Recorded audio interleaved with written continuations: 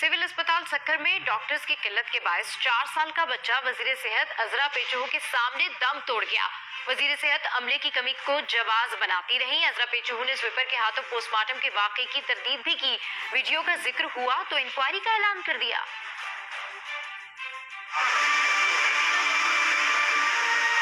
Civil अस्पताल सक्खर में डॉक्टरों की किल्लत 4 साल के बच्चे की जान ले गई। कमसिन बच्चे ने सेहत की वजीर अजरा पेचोहो के सामने दम तोड़ा। बच्चा जान से गया और वजीर साहिबा रिवायती बयानबाजी करती रही।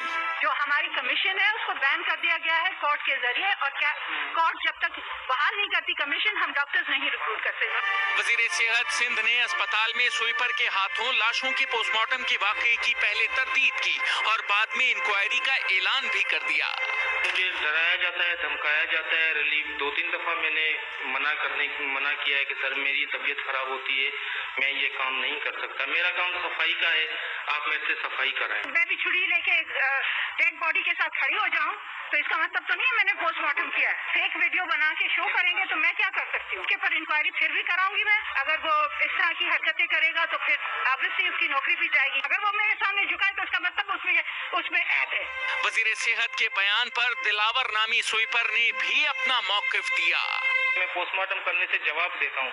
मैंने सच की आवाज उठाई है, जिसकी वजह से ये मेरे साथ ऐसे मुझे परेशान किया जा रहा है, ब्लैकमेल किया जा रहा है। ये वाकयात सेहत के निजाम से मुताल्लिक सिंध के हुक्मरानों के बड़े बड़े दावों को मुस्तरद कर रहे हैं।